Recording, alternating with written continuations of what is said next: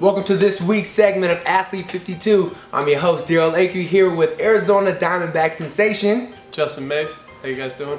And today we're going to go over some simple stuff, a little more baseball specific, but some workouts that'll help you out in any sports, but at the same time, a little more specific towards baseball. It's going to be a great run. Come stay with us.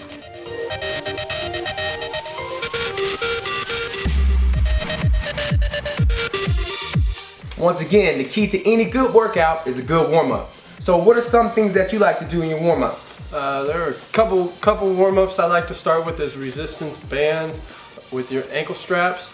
And I like to first start off by going diagonal and then go sideways. Now when you're doing this workout, it's good because it activates the hips, activates the glutes. You want to stay low now. Some people want to get straight up, but that's the point of this, is you want to keep the resistant bands always resistant. Never bring your feet in too close now. Keep them with distance apart and you'll be just fine. Another good workout that I like to do are skaters. Now you can do this on dry ground or you can do them on the Bosu ball like me and Dee did. Now this is good for single leg strength. You want to keep your core tight. This is great for change direction in any sport. Great warm up. And the last one of the day was the ab rollout with the Bosu ball. Now this stabilizes the core while balancing with your hands. It's always good to keep the core warm up in any exercise during any workout. Really want to warm up that core. So for our first workout of the day, we did single leg cable pull.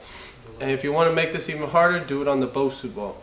Couple emphasis for this workout, as usual, keep your core tight. You want your leg just to be slightly bent and you really want to reach for full extension. That's the key in this point. Take it slow. It's going to be hard. It's a weird movement, but take it slow at first. Multiple benefits to this workout. One being balance, and second being I get full rotation with my scap, reaching back as far as I can. And for pitchers, that just means velocity. More velocity, more power. Our next lift of the day, single leg RDL with kettlebell. Now kettlebells are a good way to change up the lift, but if you don't have kettlebells, you can also use a dumbbell. Now the emphasis on this lift, same thing. Core tight, you want to have your legs slightly bent, and you really want to reach for full extension. You should feel this by the time you're done in your hamstrings. If you want to make it a little bit harder, get on that Bosu ball and really challenge yourself in your core for a little bit of balance. Another variation to this lift is to bend that front leg a little more into the squat position. Emphasis on that back leg trying to get close to the ground, but this will really challenge your core and challenge your leg strength. Okay, so we got kettlebell swing jumps. This is the greatest thing I've done. I had a problem with it. Thanks to him, I went and worked out. It was doing great. Kettlebell explosion, getting your arms up and really getting down there and exploding out front, landing back in that squat position. And right when you land, try to explode again. It works on your core, your balance. It's a full body workout. Now you want to do this in repetition. Once you get the flow down, use lighter weight and then work your way up. Once you get the flow down, you want to do it in repetition. Just keep going. Aim for about 4 to 5 sets. Now it's time to bring that workout onto the field. After you warm up, we're going to show you guys how to transition those good workouts into a sport-specific workout. For example, the single leg cable pulls. We worked on balance, we worked on drive, we worked on core. This also helps you out a lot in baseball.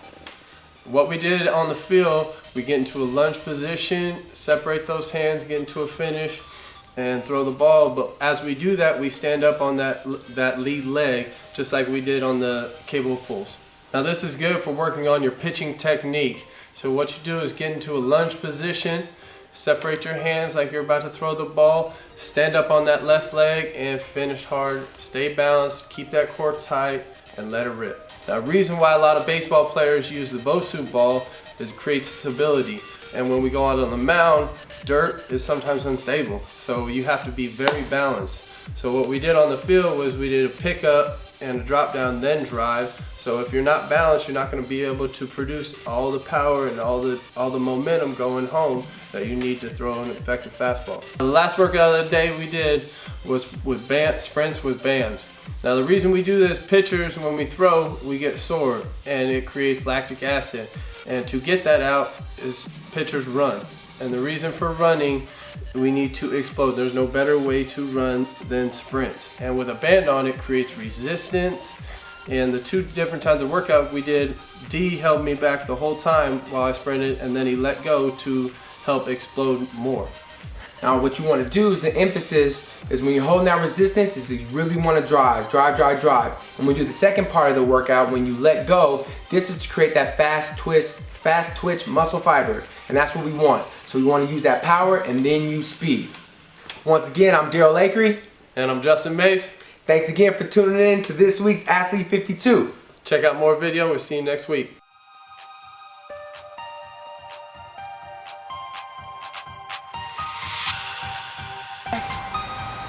From hip to bow! Did you get that shit? Get the glove. It's nothing, son. Get the glove. It's nothing, son. Nothing.